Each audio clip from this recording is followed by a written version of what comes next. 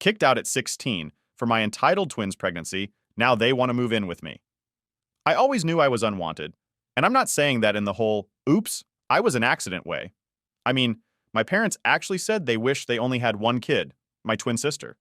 Yeah, they straight up told me that they only wanted her, and I was like some bonus they never asked for. Pretty messed up, right?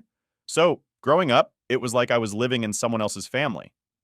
My sister, let's call her Sarah, was the star of the show. She was everything they ever wanted, and they made sure she knew it too. She had her own room, decorated all nice with pink curtains, a Disney bedspread, and shelves full of every toy you could imagine. She was like the little princess of the house, while I was basically the extra in the background. My room? It was this tiny space with an old bed that squeaked every time I moved and a dresser that had probably been around since the 70s. Every morning was like a slap in the face. I'd wake up, hear my parents talking about how they couldn't wait to buy Sarah new clothes or take her to gymnastics or whatever, and meanwhile, I was left to figure out what I was going to do with my day. It's like they never noticed I was even there. And if they did, it was just to tell me to stay out of the way. I'd get, "Why can't you be more like your sister?" So often it felt like it was my name. It wasn't just at home either. School was no escape. I remember this one time at parent-teacher conferences, they spent the whole time gushing over Sarah's finger paintings like she was Picasso. Meanwhile, my teacher handed them my report card, and they didn't even look at it. It was like it didn't exist. I was busting my butt to do well in school, thinking that maybe, just maybe, if I got good enough grades, they'd pay attention to me. But it was pointless. Sarah was the golden child, and I was just there. I mean, she got everything, the nice clothes, the attention, even first dibs on food at dinner. She had this closet full of new outfits for every season. Meanwhile, my wardrobe was basically hand-me-downs from cousins I didn't even know. I swear some of those shirts were older than I was. And every Christmas and birthday, it was the same story. Sarah would get showered with gifts while I got, like, one or two things. Just enough so they could say they got me something. I'd sit there watching her open her presents while I faked a smile, pretending like it didn't bother me. But it did. It wasn't just about the stuff either. I mean, yeah, having nice clothes or new toys would have been cool, but it was the little things that hit the hardest. Sarah's toys were like sacred relics. If I so much as touched one of her dolls, she'd scream, and my parents would come running. It didn't matter if I was just looking at it, it was always my fault. I'd get scolded for not respecting her space or being careless. It was like they saw me as some sort of threat to her happiness. And mealtimes, man, those were rough. Sarah would always get first pick of everything. Biggest slice of pizza, the best cut of chicken, whatever. I'd get the leftovers.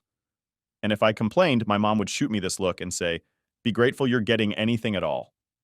Like I was some outsider they were doing a favor for by even feeding me. The only person who made me feel seen was my grandfather. He was different. He didn't treat me like I was invisible. I'd go over to his place on weekends and he'd take me fishing or just sit on the porch and tell me stories about his own childhood. He made me feel like I was worth something, you know? Like I wasn't just the unwanted twin. For those few hours each week, I felt like a normal kid, not some tag-along nobody wanted. But then he got sick. Cancer. And even then, it was like my parents tried to shut me out of it. They'd take Sarah to visit him, bring her flowers to give him, but I was always told to stay home. They said it was because they needed me to help out around the house, which was BS. It was just another reminder that in their eyes, I didn't belong. I'd sneak out and visit him on my own. We'd talk, and he'd try to cheer me up, telling me how strong I was and how proud he was of me for sticking it out. But I could tell he was worried. When he passed away, it was like the one good thing in my life got ripped away. I remember my parents didn't even ask if I was okay. They were too busy making sure Sarah was dealing with it all right, like she was the only one who'd lost someone. At the funeral, they had her standing at the front with them, while I was shoved to the back, almost like they were embarrassed to be seen with me. I felt more alone than I ever had before. After my grandfather's death, things got even worse. All the little bits of attention I used to get, like the occasional good job if I did something around the house, disappeared completely. It was like I was fading away, becoming this ghost in my own home. I'd sit at the dinner table and my parents would talk to Sarah like I wasn't even there. Family photos? Let's just say there's a great collection of my elbow or the back of my head. I'm pretty sure if someone looked through our family album, they wouldn't even know I existed. The resentment started to eat away at me. I'd try to stand up for myself sometimes, like when my sister got another new dress, and I'd ask why I never got anything new. But my mom would just brush me off, saying, "Well, Sarah's got her activities and events, and you're fine with what you have." And if I kept pushing, I'd get yelled at for being selfish or making everything about me. So I learned to keep my mouth shut. I became really good at blending in, staying out of sight so I wouldn't have to hear those words again. But even when I tried to disappear, it didn't stop the comments. My dad especially had this way of looking at me like I was a problem that needed fixing. He'd say things like, "You need to shape up, son. Why can't you be more like your sister?" It was like he genuinely believed I was the one screwing up by just existing. And of course, Sarah was all too happy to play into that. Anytime she wanted something, she'd turn on the waterworks, and my parents would rush to her side. I learned pretty quick that it didn't matter what I did, I was never going to be their favorite. That's the thing about growing up feeling unwanted. It starts to mess with your head. You start believing maybe you really are the problem. I spent years trying to figure out what was wrong with me, why I couldn't just be the son they wanted. I'd lie awake at night staring at the ceiling, wishing I could disappear and make things easier for them. Because that's what they made me feel like I was just making their lives harder by being around. Looking back now, I can see how toxic all of that was. But when you're a kid, you don't know any better. You just want to be loved and accepted, and when you don't get that, you blame yourself. I was convinced that if I could just be better, be quieter, or try harder, maybe one day they'd finally see me. But they never did. I turned 16 thinking, all right, I'm halfway to getting out of this place. I was counting down the days until I could legally get out of there and make something of myself. But I wasn't prepared for what came next. I always knew my family favored my sister, but what happened next still felt like a slap in the face. It's one thing to be treated like you don't belong, but it's a whole other level when they just shove you out the door. So Sarah got pregnant at 16. Yep, 16 years old and already playing house. And who was the dad? Some 19-year-old guy who barely graduated high school, working dead-end jobs. The kind of guy that makes you wonder if he even knows what responsibility means. When my parents found out, I thought there was going to be a serious talk about consequences and how her life was going to change. But nah, they acted like she'd brought home a medal or something. They were actually excited. Like, weirdly excited. It was all about how our little girl is growing up and we're going to be grandparents. I was standing there thinking, are we in the same reality here? They threw together this shotgun wedding for Sarah and her boyfriend. I swear it was so fast you'd think they were trying to break a record. One day, I'm sitting in my room, which I spent most of my time in because it was safer that way. And the next, they're telling me to get dressed because we're going to a wedding. No one even asked me if I was cool with this whole thing. Not that my opinion ever mattered, but it just felt like the biggest joke. And then, a couple weeks later, the real bomb dropped.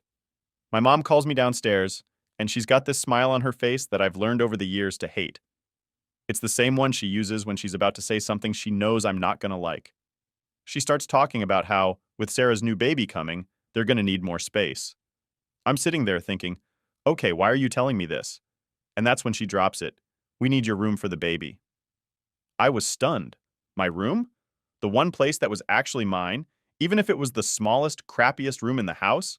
The only space where I could pretend for 5 minutes that everything was fine?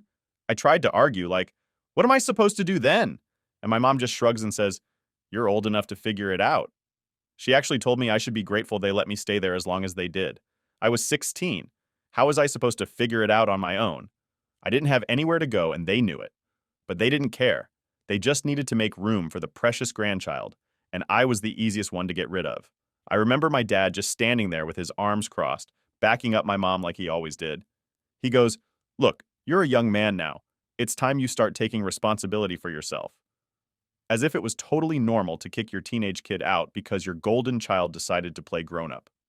So that night, I packed my stuff, well, what little I had. It wasn't much. A couple bags of clothes, some books, and a few things my grandfather gave me before he passed. I remember looking around my room one last time, thinking about how it wasn't much, but at least it was mine. Now it was going to be a nursery for my sister's kid, and I was out on the street. I tried asking them where I was supposed to go, but they just shrugged it off. We're sure you'll figure something out, my dad said. And my mom added, we're doing this for your sister. She needs us right now. I wanted to scream, what about me? When have you ever needed me? But I knew it wouldn't change anything. They'd already made up their minds, and I was just an inconvenience standing in the way of their happy family fantasy. So I did the only thing I could think of. I grabbed an old tent from the garage and set it up in the backyard. It wasn't much, but it was all I had. The nights were cold and the ground was hard, but at least I was close enough to the house to hear them. Not that it made me feel any better. I could hear them having dinner, laughing, planning for the baby. It was like I was some stray dog they'd put outside, close enough to keep an eye on, but far enough not to be a bother. Winter hit, and that's when things got really bad. I'd try to bundle up with everything I had, but it still felt like the cold seeped into my bones. I used a flashlight to do my homework because, believe it or not, I was still trying to keep up with school. I'd sit there with 3 layers on, shivering while trying to read my textbooks. But my grades started slipping. It was hard to focus on algebra when you're freezing and wondering if you'll even make it through the night. And of course, my parents didn't notice. They were too busy redecorating my old room and making everything perfect for Sarah's new family. I was just the ghost outside, the one they didn't have to worry about anymore. I remember looking in the kitchen window sometimes, watching them eat and talk like everything was fine. Like I wasn't just a few feet away struggling to keep warm and pretending I didn't care. I tried finding odd jobs to save up some money, mowing lawns, shoveling snow, anything I could do. I'd walk around the neighborhood, knocking on doors, asking if anyone needed help.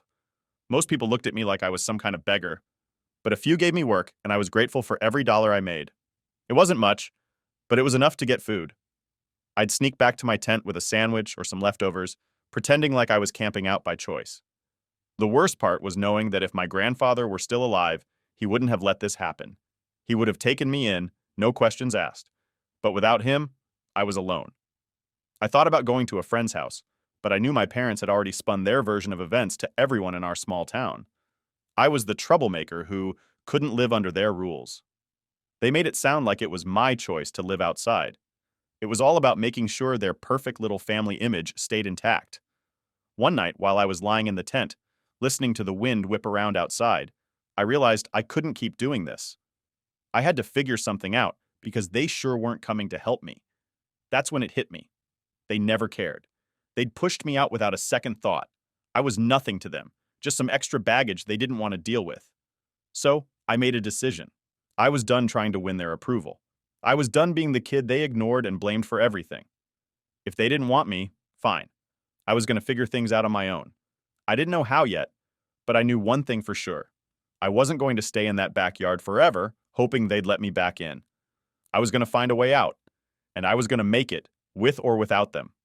Living in that tent was a constant reminder of how alone I was, and honestly, I was getting desperate. Winter was rough, and the nights felt like they lasted forever. I knew I had to do something.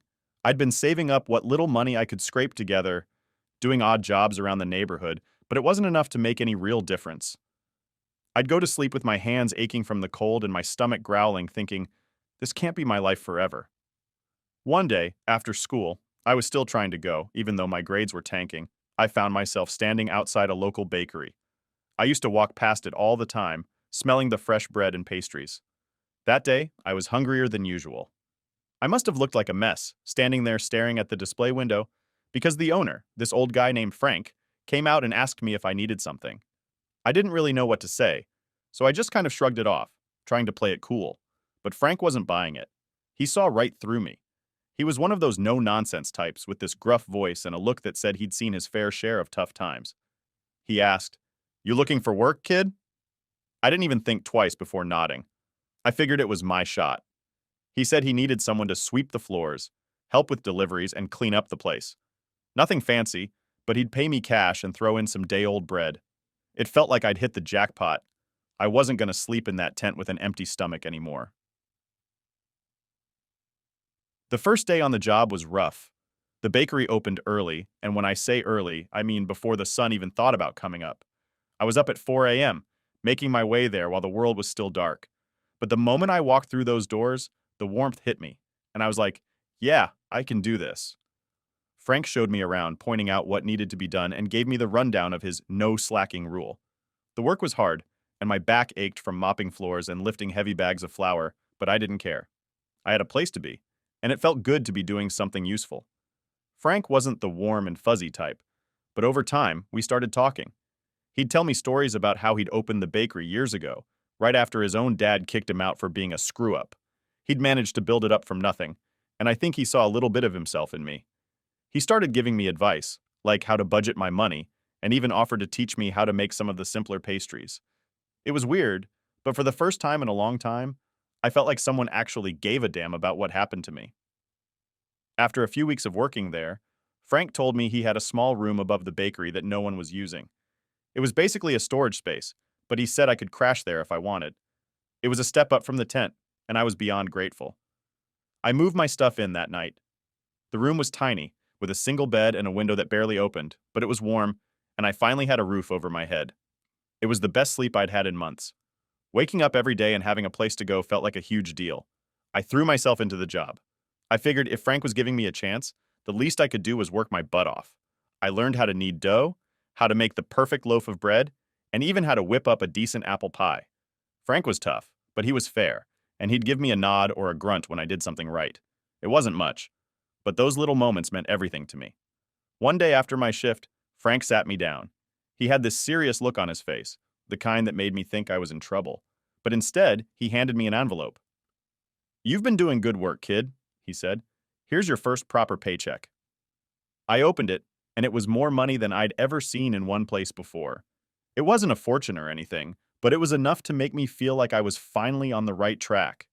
For the first time, I felt like I was moving forward instead of being stuck in one place. Working at the bakery became my routine. I'd wake up early, work until the afternoon, and then head to the library to use the free Wi-Fi to look for other job opportunities. I knew I couldn't stay at the bakery forever, but it was giving me the stepping stone I needed. I saved every penny I could, living like I was still in that tent, and only spending on absolute essentials. I'd grab the day-old bread Frank offered and make it last a couple of meals, and I'd pick up cans of soup from the dollar store to keep things cheap. Frank and I never really talked about my situation, but I think he knew more than he let on. One night, after closing up, he handed me a set of keys. "In case you ever need to lock up," he said, playing it off like it was no big deal. But I knew what it meant. It was trust. He trusted me to take care of his place, and that felt huge. I didn't have a family looking out for me, but in a weird way, it felt like Frank was looking out for me in his own gruff, silent way. The routine at the bakery kept me going, but it wasn't all smooth sailing. There were days when I felt the weight of everything. I'd see families walk into the bakery, parents with their kids, laughing and picking out treats together. It was like a punch to the gut every time. I'd have to step into the back room and catch my breath. Part of me still couldn't believe how my own family had just kicked me out like I was nothing, while complete strangers treated me with more kindness than my own parents ever had.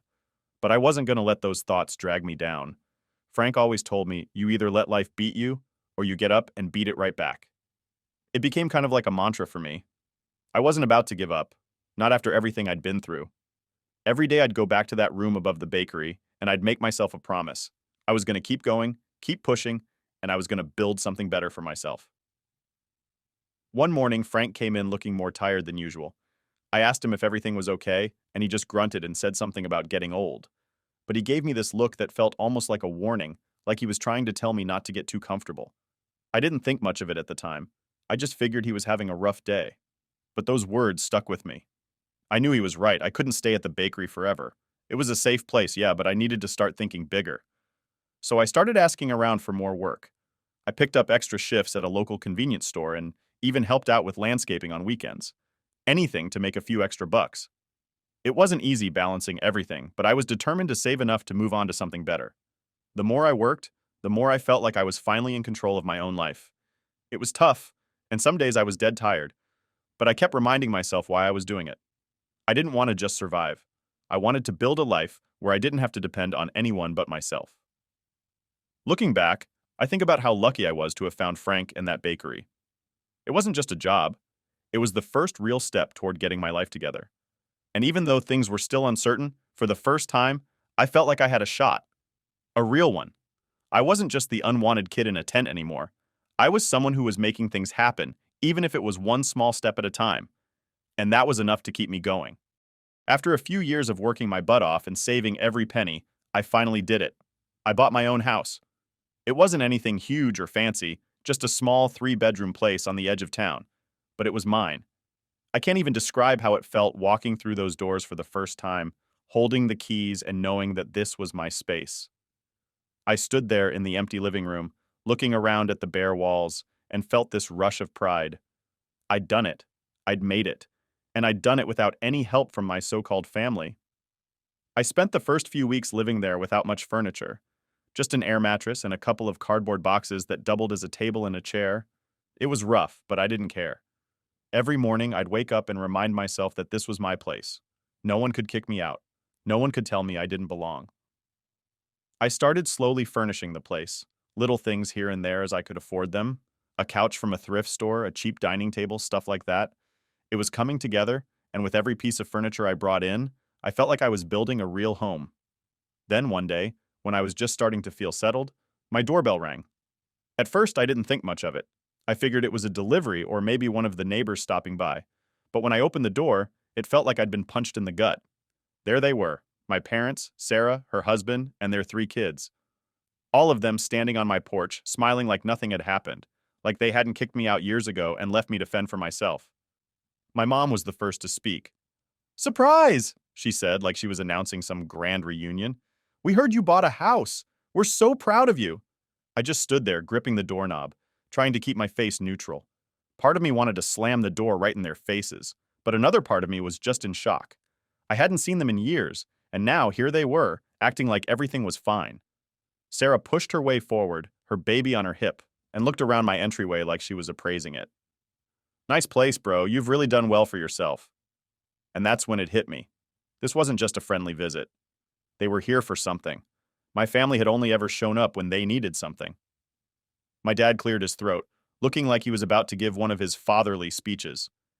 "Son, we were thinking, with Sarah's family growing and all, and you having this big house to yourself, maybe it's time to let bygones be bygones. Family should stick together, right?" I almost laughed in his face. Family? These people had thrown me out like trash when I was a teenager, and now they were talking about family? I bit back the anger rising in my throat and forced myself to ask, "What are you really asking for?" My mom stepped forward, all smiles. "Well, we thought, wouldn't it be nice if we all moved in here? One big happy family, like old times." She said it so casually, like she hadn't just asked me to give up the one thing I'd worked so hard for. I could feel the anger building up, the memories of sleeping in a tent, of being ignored and treated like a problem. And now they wanted to move into the home I built on my own? "No," I said, trying to keep my voice steady. "That's not happening." The smiles dropped. My mom's face twisted in confusion, like she couldn't believe I was saying no. "But we're family," she insisted, like that was supposed to mean something. "We should be helping each other out." I felt my hands start to shake, and I took a deep breath, trying to stay calm. "Where was that attitude when I was 16 and sleeping in a tent in the backyard?" I asked. "Where was family then?" For a moment, they were silent. My dad's face turned red, and he puffed up his chest, like he always did when he was trying to intimidate me. "Now listen here."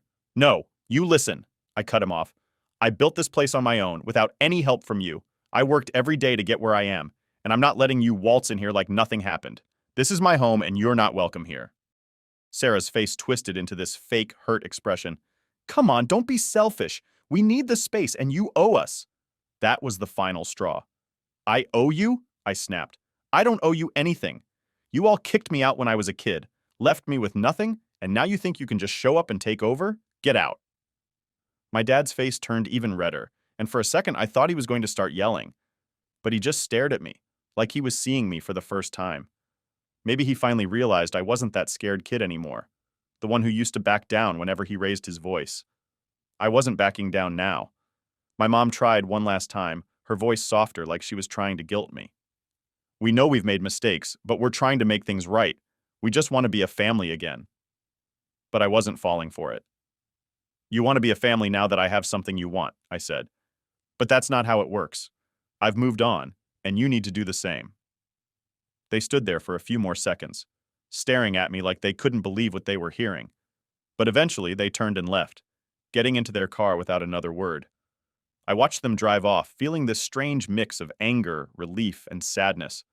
I'd spent so many years waiting for them to care, for them to show up and finally be the family I needed. But now that they were here, I realized I didn't want them in my life anymore. I didn't need them.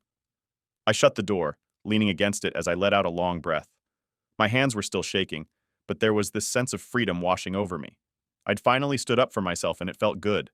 For years, I'd let their treatment define me, make me feel small and unimportant. But now I had my own life, my own home, and I was done letting them take that from me. I knew deep down that this probably wouldn't be the end of it. Toxic people don't just disappear when you tell them no. But for now, I felt like I'd taken the first step. I was learning how to stand on my own 2 feet, how to protect what was mine, and most importantly, how to say no without feeling guilty. I sat down in my now empty living room, and for the first time in a long time, I felt like I could breathe. This place was mine. It wasn't about proving anything to anyone, it was about building something for myself. I didn't need anyone's approval. I didn't need their acceptance. I was finally living my own life on my own terms, and I wasn't about to let anyone take that away from me. It had been a couple of weeks since my parents and sister showed up at my door. I thought I'd finally put an end to all that, made it clear they weren't welcome in my life anymore. I was wrong. Toxic people have this way of clawing their way back in, even when you've slammed every door shut. And just when I thought I could finally move on, they found another way to mess with me. It started with a letter. I came home from work one day and found this official-looking envelope in my mailbox. For a second, I panicked. I mean, I'd been doing everything right, paying my bills on time, keeping my nose clean, but my gut told me something was off. I ripped it open, and there it was. A legal notice. It said my sister was trying to contest my ownership of the house, claiming it should be shared as family property. My first reaction was disbelief.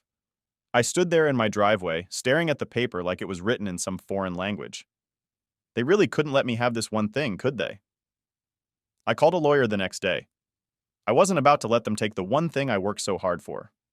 My lawyer, a no-nonsense woman named Karen, yeah, ironic, was clear. They don't have a leg to stand on, but they'll try to make it a hassle for you. She was right. For the next few weeks, they did everything they could to drag me through the mud. They claimed I'd taken money from them and used it to buy the house. They tried to make it sound like I was some ungrateful kid who took advantage of their generosity. It was all lies. I knew it, and they knew it. But that didn't stop them from trying to make me out as the bad guy. I started getting calls from people I hadn't heard from in years. Old family friends, cousins, people who didn't know anything about what I'd gone through. "Why are you doing this?" they'd ask. "Why can't you just let your family in?" It was frustrating. No one cared to ask what really happened. They just heard my parents' side of the story and assumed I was the villain. I felt like I was back to being that kid they pushed aside, the one who was always wrong no matter what. But I wasn't that kid anymore. I wasn't going to let them mess with my life. So I pushed back. I gathered every receipt, every document showing that I'd saved my own money, worked my own jobs, and built my life without them. And then I decided to take it a step further.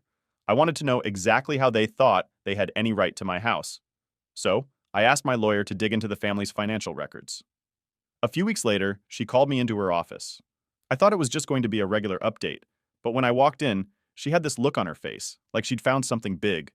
She handed me a stack of papers. "You need to see this," she said, and I could tell it wasn't going to be good. What I found out changed everything. Turns out, my parents had been hiding a lot from me. Remember my grandfather? The only person in my life who ever really showed me love? Well, when he passed, he'd left me an inheritance. A pretty big one, actually.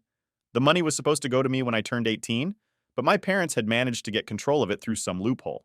They'd been using that money for years, paying off their own debts, funding my sister's wedding, her husband's failed business, and even part of the down payment for their new house. And they never said a word. I sat there, reading through the documents, feeling my hands shake. I wasn't sure if it was anger, betrayal, or both. They'd let me live in a tent while they spent the money that was supposed to be mine. All those nights I spent wondering why I was never good enough, why they never cared, and it was because I was just a source of cash to them. I was furious. All this time I'd been struggling, working my hands to the bone, and they were living comfortably off what was rightfully mine. I felt stupid for not knowing sooner, for not questioning why they seemed to live beyond their means when I was younger. But mostly, I felt angry at myself for hoping they might actually care, and angry at them for using me. I knew right then that I couldn't let it go. They wanted to take my house, the one thing I had built for myself. Well, I was going to take back everything they stole from me. My lawyer agreed we had a solid case. She said we could sue them for fraud and theft. It wouldn't be easy, but we had the evidence, and she was confident we could win. I was ready to do whatever it took. It wasn't about the money anymore. It was about justice, about standing up for myself and proving that I wasn't just the useless son they could toss aside when it suited them. When my parents got served with the papers, I'm pretty sure they didn't see it coming. My phone blew up with calls from my mom, my dad, even my sister, all of them leaving voicemails saying they just wanted to talk. Yeah, right. They wanted to talk now that they were finally facing consequences. I didn't respond. I was done playing their games. The next few months were a whirlwind of legal meetings and court dates.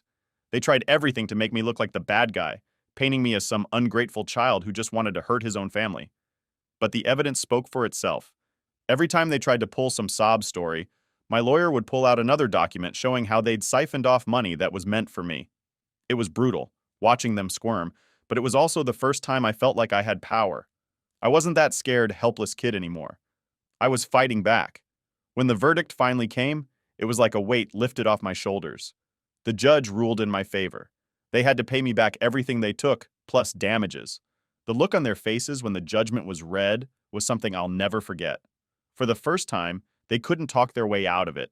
They couldn't twist the narrative. They were caught, and they knew it. Leaving the courthouse that day, I felt a sense of closure I hadn't felt in years. It wasn't about getting the money back. It was about knowing that I wasn't the worthless son they made me out to be. I'd proven that I could stand up for myself, and for the first time, I felt free from their control. Since then, they've tried to reach out a few more times. They've tried apologizing, saying they want to make amends. But I know better now. Apologies mean nothing when they only come after you've been forced to face the consequences of your actions. I blocked their numbers and made it clear that they're not a part of my life anymore. Now I'm focusing on moving forward. I've got my house, my job, and my own life that I built from scratch. I know there's a long road ahead, but I'm ready for it. And I've learned that sometimes the best thing you can do is walk away from the people who hurt you, even if they're family. Because in the end, family isn't about blood. It's about who shows up for you, who supports you, and who doesn't treat you like an afterthought. I'm not sure what the future holds, but I know one thing for sure. I'm not letting anyone take away what I've earned. Not anymore.